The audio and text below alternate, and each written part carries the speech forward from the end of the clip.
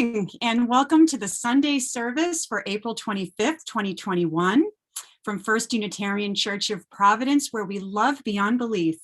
I'm Suzanne Alden and I'll be your worship associate for today. So today's service will be a bit different from many of our recent services. While we are broadcasting live, we are doing so remotely in order to welcome Reverend Mary Catherine Mourn to our online pulpit. Reverend Mary Catherine Mourn began her tenure as the President and Chief Executive Officer for the Unitarian Universalist Service Committee in June of 2018.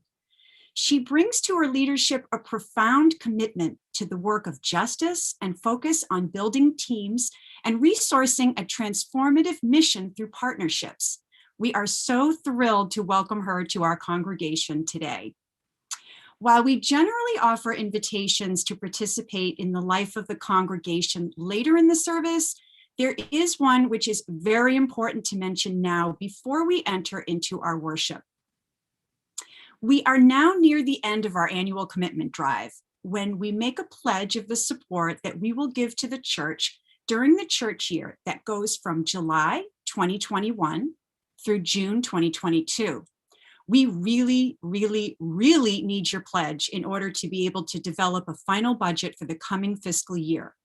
This is really important. If we don't get your pledge, we can't budget for the money that you give.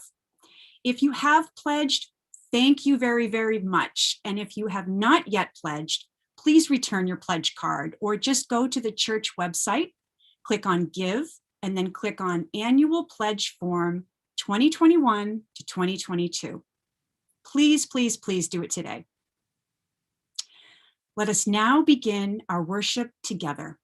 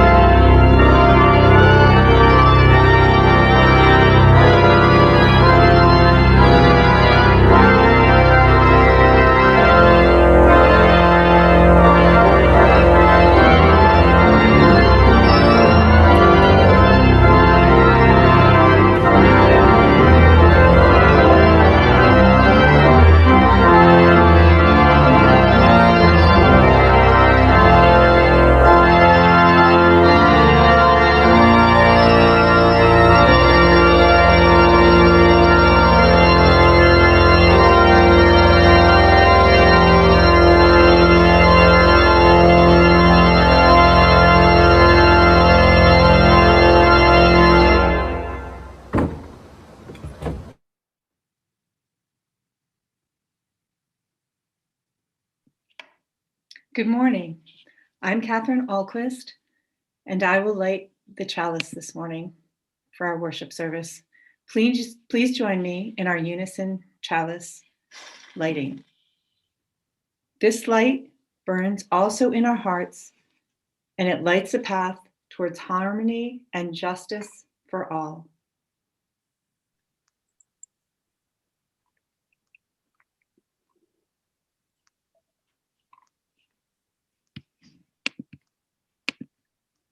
For our invocation this morning, I offer these words from my colleague and friend, the Reverend Kathleen McTeague. We breathe the common wind of the earth, no matter where we live, who we love, what language we speak. We drink the common water of the earth, no matter our race, how long we live, the coverings we drape on our forms. We walk the common paths of the earth, no matter our beliefs, how far we move from home, the gold that we carry, or its lack.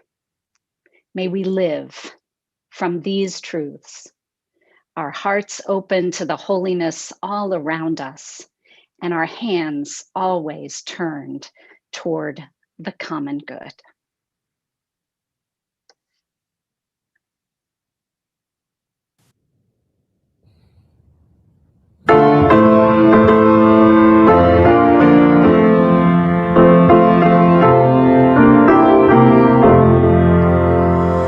My life throws on in endless song above earth's lamentation.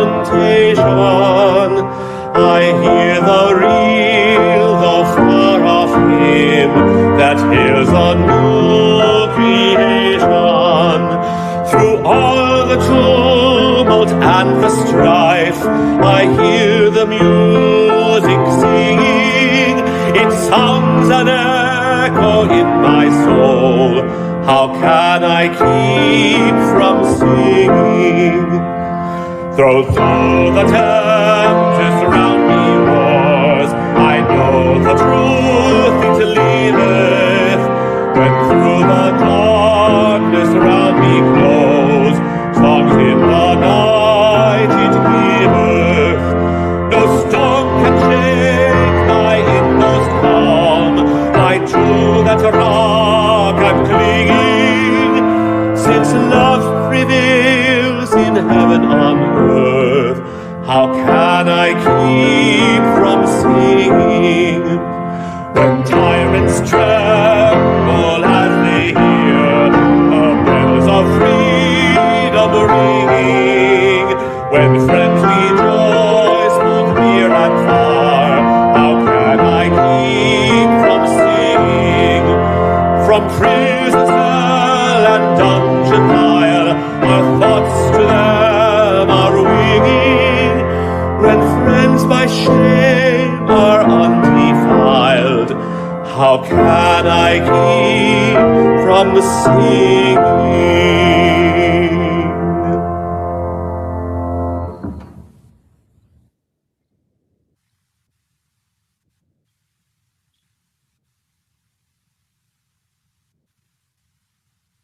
Hello.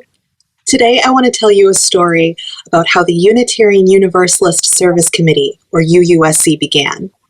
It all started over 80 years ago when Unitarians in the United States were watching what was happening in Europe, and they were getting very worried. They were worried because a man named Hitler and the people he was leading, called the Nazis, were becoming very powerful and hurting a lot of people. The Nazis believed some very mean and wrong things. They believed the only people who were any good were people who were just like them. They wanted everyone to be the same as they were. And if you weren't, well, they would kick you out of your house, they would take all of your things, they wouldn't let you work, and eventually they started killing people who they thought were different from them. Jewish people, gay people, people with disabilities, all of them were targets of the Nazis during this time. It was very scary. What do you think you would do if you saw something like this happening? Would you want to help? Would people in your UU community want to help too? It was the same over 80 years ago. The Unitarians wanted to help people in Europe who were being targeted by the Nazis. So, a Unitarian minister and his wife from Wellesley, Massachusetts, Wade Still and Martha Sharp, went to Europe to see how they could help people there. They found lots of ways to help when they got there, but they had to be creative because the Nazis were always watching, and it would be dangerous if they got caught. The Sharps helped get the paperwork people needed to escape to safer places. Sometimes they would even sneak people past guards wearing disguises.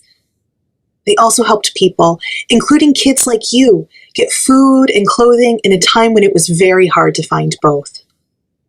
The Sharps were very brave, but they didn't do this work alone. They worked with people in the Jewish communities in Europe. They worked with the other Unitarians in the United States who sent them money and other supplies so more people could be helped. That is how the Unitarian Service Committee, now called UUSC, got started.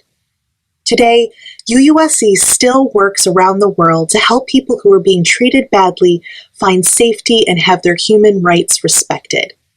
We work with migrant communities who fled their homes in Central America and are seeking asylum in the United States. We work with Rohingya Muslims in Burma who are facing inhumane treatment and displacement by their government. We work with people around the world whose home communities are threatened by climate change, and many more. Both back then and today, UUs come together through the UU Service Committee to work with people who need it most. And we will continue to be there to help in the future, because Unitarian Universalists believe in doing what we can to make the world a better and safer place for everyone. Thank you for the ways you help us do this work. We couldn't do it without everyone joining together. Thank you for listening to this story.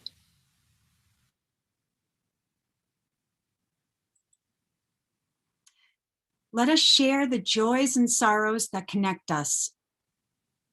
A candle of great celebration for the George Floyd verdict, for Black lives, which most certainly matter, for all lives, and for a love beyond belief. We are most encouraged to see that indeed we are the change we believe in. Friends, in times of tragedy and triumph, we can rest in the deep knowing that we have each other in this beloved community to share our joy and sorrow. Indeed, it makes all the difference. Amen.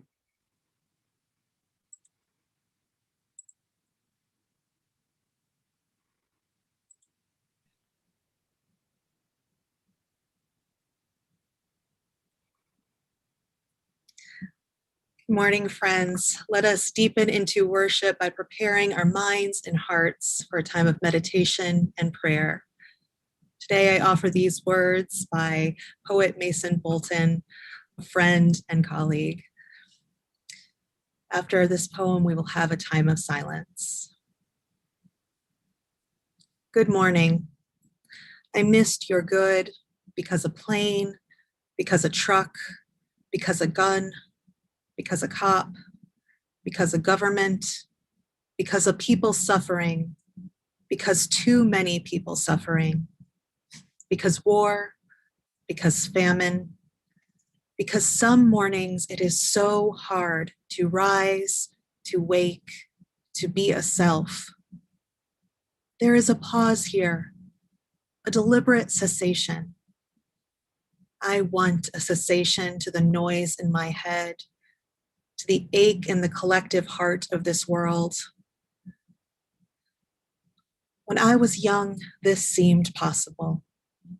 When I was young, how hope seemed to spring eternal. I want to write about butterflies, about the cracked edges of tree bark pressing like a holy mother into palms. I want to write about the joy of children's cries, about birth, about the arc of your smile, how I could lose myself in the corners of your sweet and grinning mouth. This you is you reading this. I want for your joy. I want to lose myself in you. I want your mornings good, your evenings good, all the late nights and sunrises and afternoons and moments pressed against the ticking glass of your life good. Breathe for yourself, for each other. Let us breathe when others cannot, when we can do nothing else. Let us stretch ourselves open to embrace our friends, to extend our bodies open to anyone willing to meet us, or even to meet those we think may not. Let us hold each other for this moment, for this blink of human existence. Amen. Blessed be.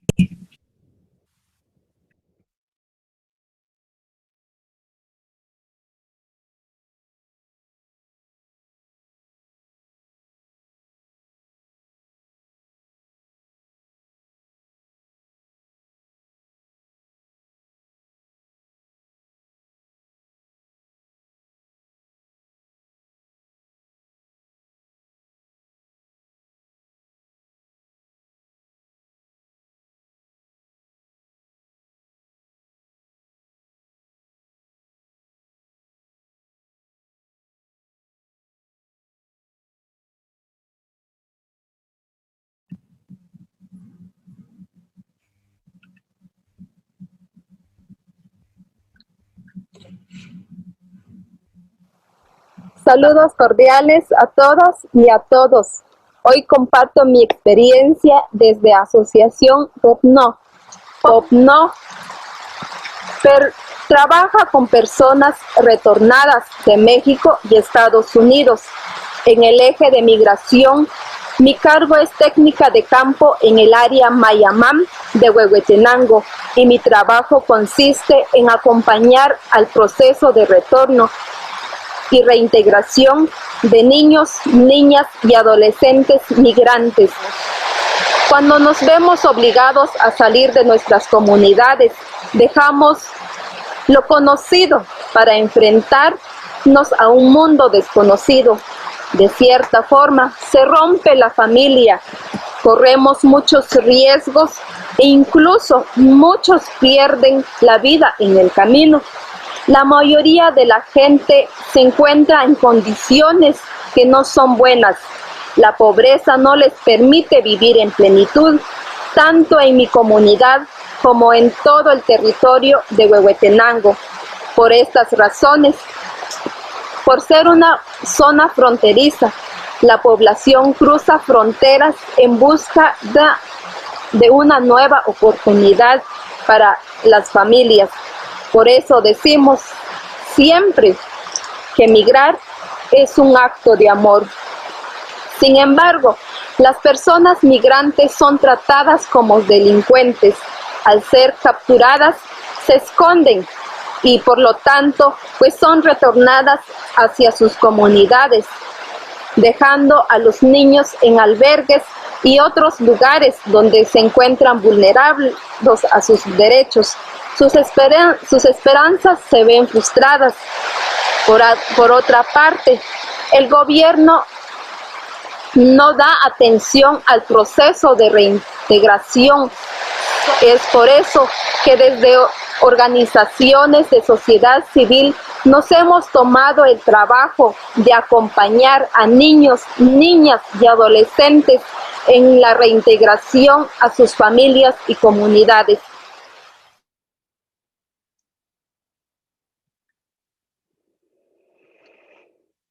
Friends, it is good to be with you today.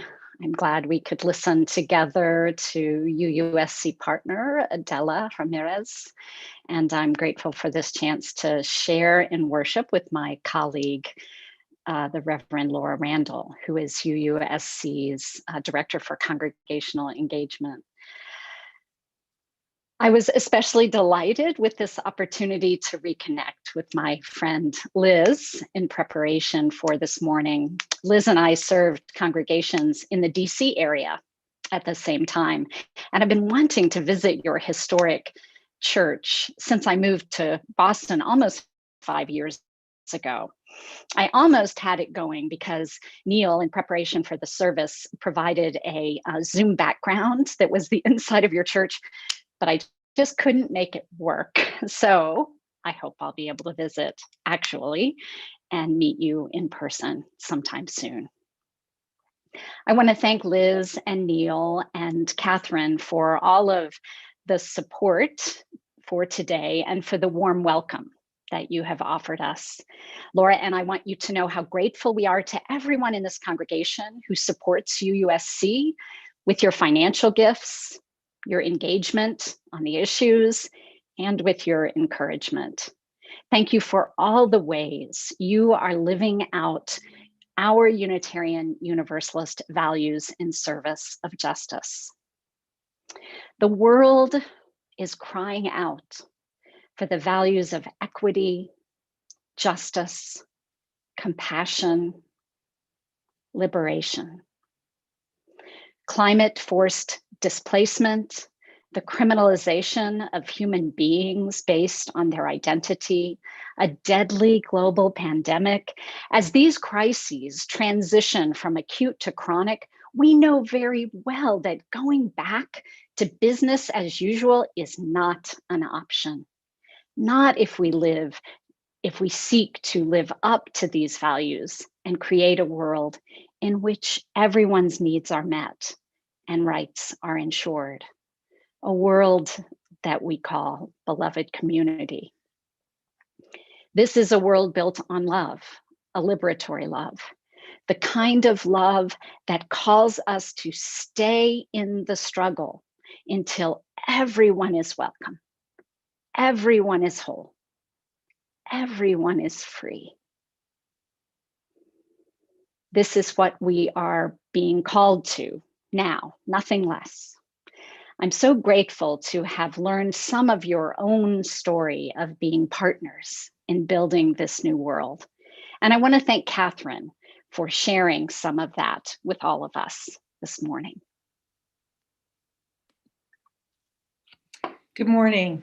I am Catherine Alquist, and I'm a member of First Unitarian Church. I'm also the chairperson of the Sanctuary Committee and the Asylum Sanctuary Coalition. And for those of you who don't know about these two groups, I will tell you a little bit about them. In November of 2016, shortly after Election Day, a group of people convened at First U to decide on positive actions that could be taken to offset the election of Donald Trump. Many ideas were discussed, but one big concern was for those people who had immigrated to the United States, lived here for years, quietly and off the radar of many Americans, known as undocumented individuals. Although they had been targeted previously by the Obama administration, it was made clear the Trump administration was going to turn up the heat on this group of people. Now, there are many definitions of what it means to be undocumented or how you might find yourself undocumented and living in the United States. I'm not going to go into that right now, but the thing you do probably know is that being undocumented during the Trump era was not a good thing. Many people were being deported and torn away from their families and loved ones. Churches across the United States were opening up as sanctuary churches to help keep these families together. A sanctuary church houses an individual or a family within the walls of their church campus, offering a safe harbor for those in danger of being deported back to their country of origin. The policy of Immigration and Customs Enforcement, or ICE, was that they would not enter onto church properties to detain anyone. First Unitarian decided it would join this group of congregations in becoming a sanctuary church. In November of 2018, First Unitarian was able to offer our sanctuary room to a family of 5 who had lived in the United States for years, but was suddenly having difficulties. With the help of many people, both from our congregation and supporting communities, we were able to offer the 4 undetained members of this family peace of mind and a safe place to stay until they were able to decide what their next steps would be in a way that would work for them in their own time. In the end, this family decided to go back to Mexico to be reunited with a family member who was being deported. As we were sheltering this family at First Unitarian, we reached out to other community groups and congregations, inviting them to join us by either helping with ours or establishing their own sanctuary space. At our monthly meetings, we noticed that the needs of the immigrant community were changing. Fewer people were choosing to go into sanctuary. At the Mexican border, the US government was holding those who were arriving and seeking asylum in detention centers. At this point, members of our coalition, which includes individuals from several different faith communities as well as community organizations, started volunteering to take asylum seekers into their homes. Members of First Unitarian Providence, the Reverend Charlie and Judy Ortman, sponsored a lovely young Guatemalan woman and her infant son. They have both since become beloved members of our congregation. A member of the Congregational Church of Barrington sponsored a family of 5 from Mexico. A member of Murray Unitarian Church in Attleboro sponsored an LGBTQ youth from Honduras. A member of St. Martin's Episcopal Church in Providence sponsored an LGBTQ young man from Cuba. A member of our coalition from the Providence Quakers, who is an immigration lawyer, was able to get a young Honduran man released from detention from the Plymouth County Correctional Facility. He's currently living with that lawyer and their family. This lawyer is also involved in helping another young man who is currently housed in detention in California in the hopes he can be released and come stay with his sponsor family in Bristol, Rhode Island. As COVID started shutting down things in Rhode Island, it became difficult to find people willing to sponsor someone in their homes. Undeterred, we welcomed a young LGBTQ man from Honduras who had been held in a detention center in Louisiana. This past January, we were able to help reunite an LGBTQ family from Cuba, 2 moms and a daughter, after they were detained separately in Texas. In spite of the difficulties presented during COVID, we were still able to continue our mission to help asylum seekers. As we were establishing our sanctuary room, we were able to reach out to the Uusc to ask for help in many ways. As we made plans to accommodate the changes in the immigrant community, so did the Uusc. In the months before the pandemic, the Congregational Accompaniment Project for Asylum Seekers, or CAPAS, was formed. CAPAS has helped us communicate with detainees, screen and train potential sponsors, and advise us when one of our asylum seekers had a family member kidnapped as they made their way through Mexico. CAPAS became a vital part of our role in helping asylum seekers. It is my pleasure and with tremendous gratitude to welcome Reverend Laura Randall, Associate Director of Development for Congregational Relations, and Reverend Mary Catherine Mourn, the President and CEO of the Unitarian Universalist Service Committee, to our congregation to share their knowledge and experience with us this morning. We look forward to continuing to do good works in this world with the invaluable help of the Uusc. Thank you, Catherine. And thank you, First Unitarian. What a beautiful expression of your faith and a powerful affirmation of the inherent worth and dignity of every person. And it is our privilege at Uusc to be one of your partners. At Uusc, we like to talk about partnership and how we believe this is the way to justice. Dr. Cornel West reminds us that justice is what love looks like in public. Justice is often thought of as something separate from us, an impartial system perhaps, or an objective ideal that somehow resides outside of human bonds. In reality, though, the heart of justice, the key to justice, is relationship. Justice is co-created between people and between communities. This means that justice always requires more than charity. In fact, charity does not really build relationship, not mutual, respectful, equitable relationship, certainly not partnership. Charity implies that I, with my hard-earned and well-deserved affluence or wisdom or whatever it is I happen to have can fix what is broken in you. There's a dangerous idea that lives in this kind of charity.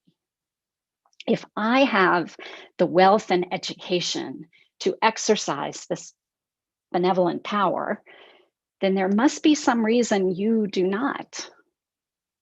It's not usually a conscious idea, of course, but the impact remains on the giver and the receiver of this kind of charity. And so charity of this sort perpetuates inequity. For all of us, I believe this is hard to resist. For those of us with particular kinds of privilege, it is especially hard because of deeply ingrained systems of white, male superiority and advantage that live in our hearts and in our institutions. Justice, on the other hand, shatters entitlement and any Calvinist notion that our social and economic circumstances are a result of our goodness and proof of our worth. This is what we mean by inherent worth. We didn't earn it. You can't earn it. It just is. At UUSC, we also like to say inherent power, to acknowledge a person's power to determine their lives. In her writing, author Rachel Naomi Remen cautions against this kind of service or charity that implies helping in order to fix others. She offers instead a way to understand justice work as being in service to wholeness. The Australian Indigenous activist Lilla Watson beautifully asserts her own worth and power when she demands, if you have come here to help me, you are wasting your time. But if you have come because your liberation is bound up with mine, then let us work together. Our liberation is bound up together. That's the heart of beloved community. That is the way to beloved community. We often use the words of prophets who have told us that none of us are free until all of us are free. But for those of us with considerable privilege, it is easy to forget, which is, in fact, a great way to describe the nature and consequences of privilege. At UUSC, we strive for collective liberation, my liberation bound up in yours, working with grassroots partners who have a vision of beloved community that drives them to innovative and creative solutions. Our partners around the world are facing forced displacement due to violence, religious oppression, and climate disaster. In Nicaragua, some are building a new agricultural economy that is feminist and community-based, even as they face the constant threat from a brutal authoritarian government and from the scorched land. In Burma, partners have been working for decades for the rights of the Rohingya Muslim minority who have been slaughtered, had their villages destroyed, and now, in the last few months, join many others in Burma fighting for true democracy after the military coup. In the South Pacific, UUSC partners are creating governing frameworks for addressing the climate crisis, frameworks that center the self-determination of the people most affected. And here in the United States, as you know, CAPAS, our accompaniment connection program, puts us in relationship with people who are seeking asylum as they strive to survive. Within the context of immigration injustice in our country, many people, both within and beyond migrant communities, have looked for new ways to change this system, to act as neighbors instead of enemies, to affirm a truth that could not be more clear. We are all connected, whether we realize it or not, whether we act like it or not.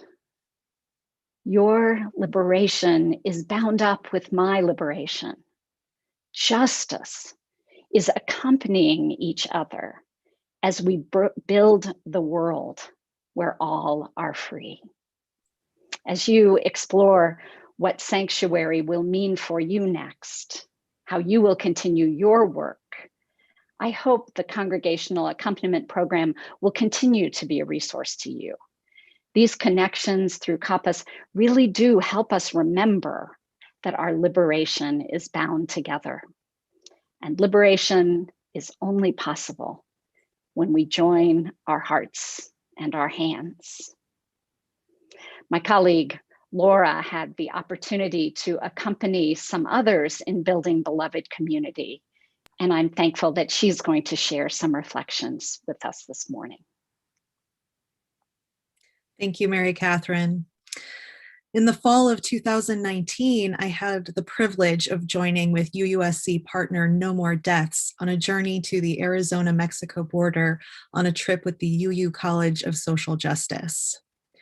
No More Deaths has been traveling to the inhospitable borderlands between Arizona and Mexico for more than a decade to leave water and food for migrants making this treacherous journey. I knew the water drop in the desert was going to be difficult. I thought I was prepared for the heat and the sun. I had on a sun hat, long sleeves, prescription sunglasses, new but broken in hiking boots, and what felt like a second skin of sunscreen. I was far less prepared for the rocky terrain and the large, thorny plants that offered some shade, but also made it very difficult to keep your bearings. I was not prepared for the ants that would bite your feet or climb up your legs should you stand in one place for too long or, heaven forbid, sit down. I wasn't prepared for the wasps with bodies the size of my finger hovering as we set jugs of water at the trail crossroads. I later learned that these wasps are called tarantula hawks, just to make my nightmares really come alive. But more than anything, I was not prepared for how beaten down I would feel in the desert. The exhaustion that sets in is as emotional and spiritual as it is physical. The No More Deaths volunteer leading our group of 11 into the desert that day was doing so to give us a small taste of what migrants from Central America endure to come to the United States. Since the mid-1990s, the United States has employed an immigration policy the government calls prevention through deterrence. As ports of entry become more restricted and populated entry areas along the US-Mexico border become increasingly militarized, migrants are forced to attempt to travel through the inhospitable and often deadly mountainous desert landscape, a stretch of more than 2,000 miles along the southern US border. Approximately 9,000 migrants are believed to have perished in the prevention through deterrence policy since it was implemented in 1994. It's 9,000. And this number is approximate because most migrants reported missing by their families in Central America are never found. They are disappeared. No More Deaths has helped recover the remains of more than 3,000 people in the Sonora Desert, however. Make no mistake, these deaths are part of the US immigration policy. These deaths were and are expected and planned for. These deaths are an intentional and integral part of prevention through deterrence. Our trip through the desert was a pleasant stroll compared to the days or weeks migrants face in the desert, almost always with far fewer provisions than we had with us. We had an experienced guide with us. We were hiking only a few miles on public land. Our light skin, our flat accents, our US passports meant that our questioning by Border Patrol agents was brief and perfunctory. Eventually, we reached the crossroads where two trails met. We placed the canned beans we brought into a lidded plastic bucket labeled comida. We placed the gallon jugs of water we carried next to the few others which were already there. One of these jugs had a short message written on it in black Sharpie. No estás solo. You are not alone. After getting this brief introduction to desert travel, I cannot fathom choosing to make such a journey lasting days or weeks for any other reason except desperation. My admiration for people who attempt this crossing is enormous. The amount of courage and grit required is astounding. My sorrow is also enormous. That living conditions in some countries are so dire that a person would risk such a journey is a hard truth to bear. And yet, here we are. Beautiful and deadly, the desert teaches its lessons with a quick certainty. It teaches you the vitality of water and the importance of food. It shows you what it means to rely on community and to require compassion. Without these things, you will not survive.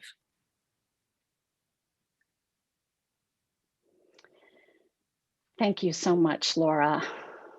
Having also made the journey into the desert to leave water and learn about the impact of US immigration policy, your story helps me remember the desert's lessons.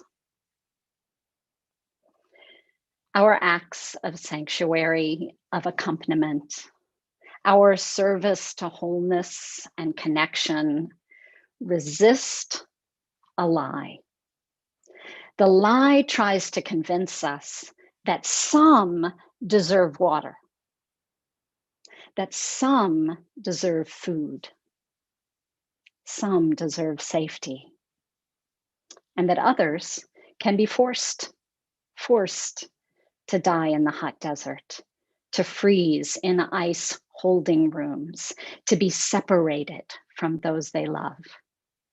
Accompaniment is an act of resistance to the lie that we should be enemies, that we should fear one another. And so resistance is an act of love. May our acts of justice affirm a truth that could not be more clear. We are all connected, whether we realize it or not, whether we act like it or not. No matter who you are or what side of an inventive border you were born on, we breathe a common wind and drink a common water and travel a common path. No wall can make it otherwise. Your liberation is bound up with my liberation. Justice is accompanying each other as we build the world where all are free. For this vision, for this work, for our partnership, I give thanks. So may it be. Amen.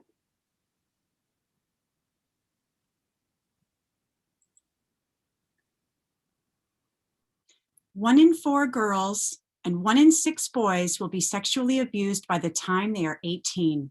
And at especially high risk are immigrants and the undocumented living or working in the US. The numbers are staggering. And as a sexual assault survivor, I've committed my life to changing that. 2 years ago, I founded an organization called the Sexual Assault Advocacy Network, which we call SAN, with one singular mission: to end sexual assault by supporting survivors. And that organization is the beneficiary of today's community collection offering. In SAN, we help survivors to find their voices, to tell their stories, and to heal from the trauma of abuse. As a survivor of incest, I can tell you that sexual abuse causes lifelong hardships and challenges. But despite that, many survivors like me have somehow found the courage to say no more, and to demand that our country protect people from sexual and domestic violence. SAN does a lot. We provide mentoring and leadership development opportunities to help survivors marshal the power within themselves to speak out against abuse. We train advocates to be better speakers, stronger activists, and more connected, supported people. I started SAN as a little Facebook group 2 years ago and had no idea that 1,600 people would join this network. 1,600 people around the world using their experience to teach others about really important issues like consent, abuse prevention, identifying people at risk for abusing children, and many more. You can learn more about us at sancommunity.org, and SAN is S-A-A-N. Your contribution today supports this crucial work, and the contributions of people like you truly are the key to our efforts to keep people safe from sexual violence. Please consider donating to the community collection today on behalf of SAN in whatever amount you can manage. Every dollar helps. Please go to firstunitarianprov.org and click on the Give menu. Then select Give to First Unitarian. On the next page, click on the button that says Give to First You. And then on the next page, you'll see an opportunity to donate to today's special collection to benefit SAN. As always, thank you for all that you give, all that you do, and all that you are.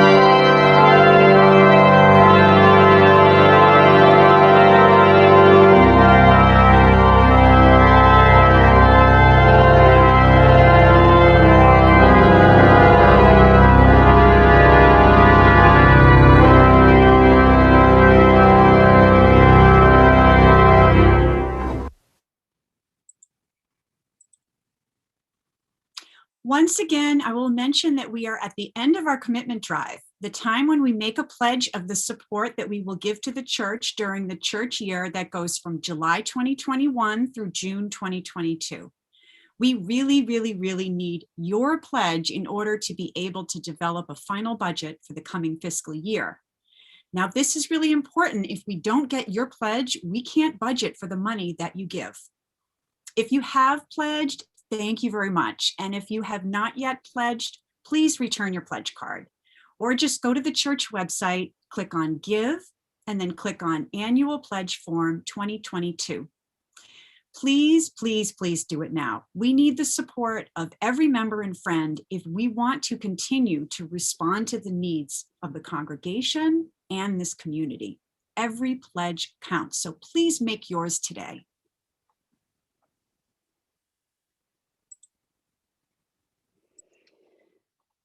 We breathe the common wind of the earth.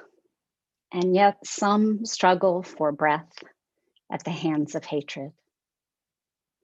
We drink the common water of the earth, and yet for some, waters of the earth threaten their homes and their lives, and for some, there is not a safe drop to drink. We walk the common paths of the earth, and yet some are imprisoned for being far from home. Our liberation is bound together. We need one another. May we live each day in a way that honors our common humanity and builds the common good. Together, there is love. There is liberation. Go in peace.